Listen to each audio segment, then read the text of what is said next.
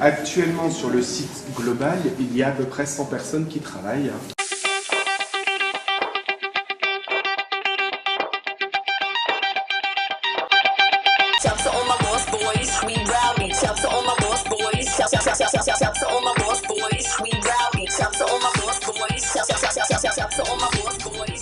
Inauguré en 2012, en octobre 2012. Donc ici, vous êtes dans le bâtiment A. C'est le bâtiment, on va dire, ouvert au monde. C'est là où sont regroupés tous les clubs d'entreprise, toutes les associations qui sont là pour promouvoir le textile. Il y a un deuxième bâtiment qui est beaucoup plus secret.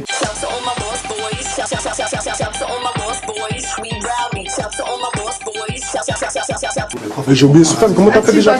Comment t'as fait pour dézoomer? C'est avec ça, regarde. Ouais, faites ça, ouais. Gauche, droite tu zoomes, gauche tu dézoomes.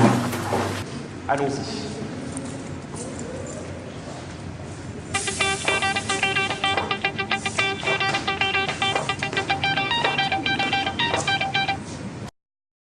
Derrière.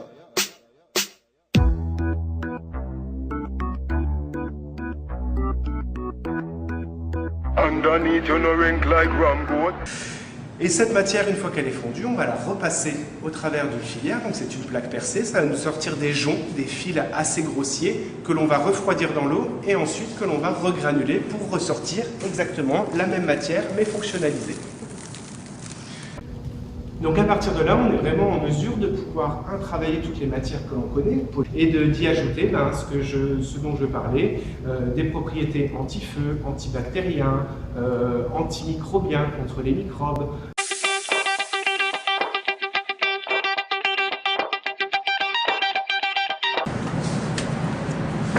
Donc voilà un multifilament.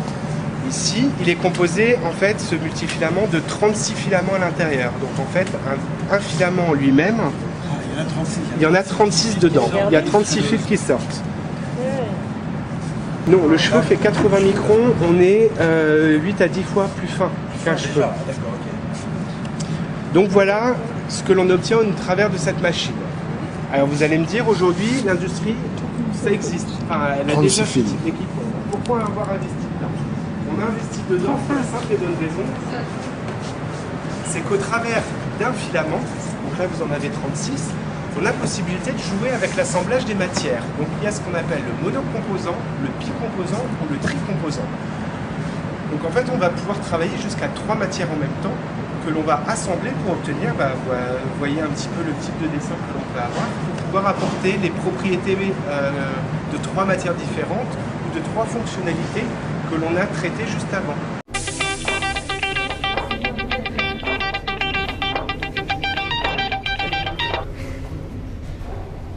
J'ai oublié ce fan, comment t'as fait déjà?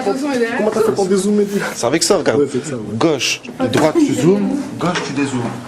On ne peut plus travailler en disant l'industriel a une problématique et on remonte la chaîne jusqu'à la production et jusqu'à la recherche, mais en fait on va pousser par le haut en disant la recherche a trouvé quelque chose, c'est à elle de trouver aujourd'hui des marchés et de pouvoir proposer cela directement aux industriels. C'est ça aussi qui va faire le changement au travers du 21e siècle sur la recherche et le développement.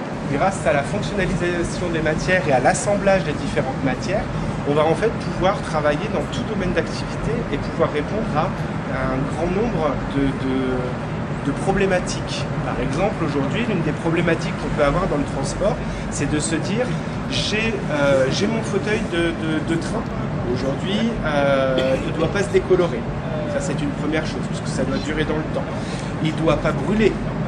Si par mégarde un mégot de cigarette ou un incident électrique quelconque déclenche un incendie. Et en plus, l'un des axes qui est quand même recherché, c'est qu'il ne garde pas les microbes, qu'ils soient en mesure de pouvoir les contenir, voire les tuer. Donc on a aujourd'hui ces 3 problématiques à répondre. Donc les gens se posent un peu la question, est-ce que je fais une couche anti-feu, une couche avec une couleur résistante et au milieu je mets l'antimicrobien, mais si j'ai l'un qui va au-dessus, ça ne va pas aller, il va empêcher les 2 autres de travailler correctement. Enfin voilà. Donc aujourd'hui on va se dire, je vais utiliser soit cette forme-là, soit cette forme-là. Et en fait, dans mon filament et au moment où je vais ensuite tricoter ou tresser ou tisser mon produit, en fait dans chaque fil j'aurai les 3 propriétés. Donc je vais pouvoir en fait travailler correctement je vais pas avoir de problème en les mélangeant, puisque c'est ce qui peut arriver aussi.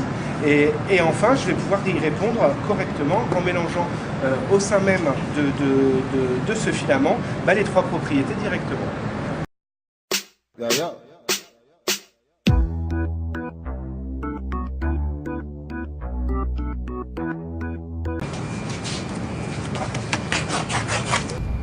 Il n'est pas forcément très joli, donc aujourd'hui voilà ce qu'est un non-tissé. Directement aux sorties de l'extrudeur. Alors, après consolidation, on est obligé de consolider, mais voilà en fait ce qu'on appelle un non-tissé.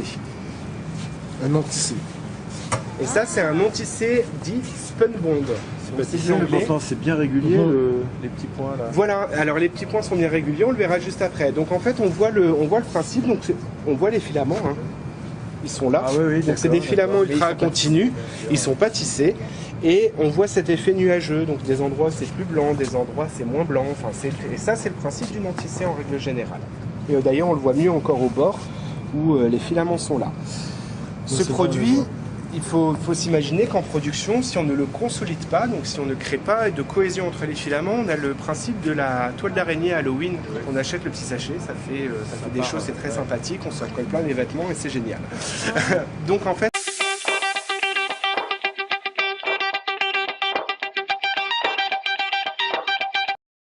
de part de marché par rapport à des outils tels que le tissage, puisque ça produit en masse, c'est plus simple et c'est très versatile, ça peut vraiment être utilisé dans n'importe quel domaine.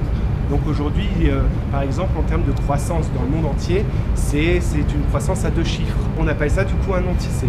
Alors il y en a qui utiliseraient un tissé, il y en a mais on dit du non-tissé. Donc ça c'est le filtre éventuellement que vous avez pu tous connaître. C'est ce qu'on appelle le filtre canard, parce qu'en fait quand on le met sur le visage, c'est un filtre à bec. On a autour du Spunbond, donc cette technologie-là, et à l'intérieur,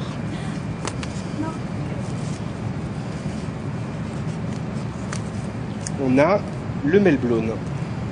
Donc c'est en fait, là on a fait un sandwich de différentes structures textiles.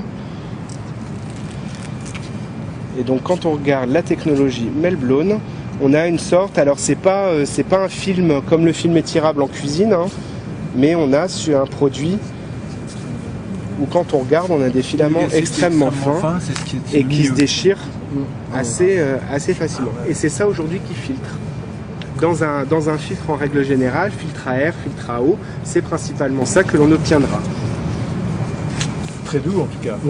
Et il y a un aspect très doux. C'est pour pouvoir éviter de respirer les microbes, de respirer les poussières. Donc aujourd'hui, même les masques ronds que l'on peut voir quand quelqu'un vient poncer le mur et tout ça, c'est exactement le même principe que l'on a dedans. Ok, d'accord. Au même titre que, alors quel filtre on peut avoir à la maison, sur une climatisation, en règle générale, c'est le genre de filtre que l'on peut avoir. Le filtre à diesel, à gasoil dans la voiture, les filtres à air sont un peu moins fins. Non, filtre à café c'est du papier. Oui, c'est du papier. Mais c'est pas ça. Parce que là, vous avez beau mettre une goutte d'eau, elle passe pas. Elle reste en surface. Donc c'est impérespirant, sinon ça ferait... On aurait tendance à être asphyxié, mais par contre, vous mettez une goutte d'eau dessus, il ne se passera rien. C'est ce qu'on appelle un produit hydrophobe en fait, n'aime pas l'eau, donc ne la laissera pas passer. Aujourd'hui, par exemple, dans tout ce qui sera, parce qu'on utilise beaucoup de non-tissé aujourd'hui dans tout ce qui est intérieur des vestes, de costumes par exemple, ou dans les blousons, c'est ce qu'on appelle de la ouate, mais en fait c'est du non-tissé, on verra juste à côté. Le but étant de donner un côté gonflant au produit, avec ce qu'on appelle une certaine résilience. J'appuie dessus, je relâche, il reviendra à sa position initiale, mais c'est la technologie juste derrière. Par exemple, une des applications aujourd'hui que j'aime bien présenter, ça c'est du recyclage de vêtements. Donc en fait, le principe a été, les vêtements je les passe, je les déchiquete, donc ils les passent dans des grosses machines type ciseaux, lames qui vont découper tout ça. C'est mélangé avec une fibre à fusion à basse température, j'utilise les relais et je vais en faire ce matelas-là. Donc ça aujourd'hui, isolant dans la maison, dans tout ce qui va être mur vers l'extérieur, c'est l'un des produits, c'est le relais par exemple qui fait ça. En couche un peu plus simple, on va l'utiliser pour de l'emballage. Pour la protection, par exemple, tout ce qui sera dans l'industrie automobile, ils en utilisent beaucoup pour protéger les portes avant d'être montées, les protéger les unes par rapport aux autres. L'une des grosses applications aussi, on parlait du carpet backing, donc le dessous de moquette ou ces isolants-là. Et en voiture, c'est ce qu'on trouvera également dans les portes de voiture pour l'isolation phonique et l'isolation thermique, et au niveau du moteur, par exemple, sous le capot.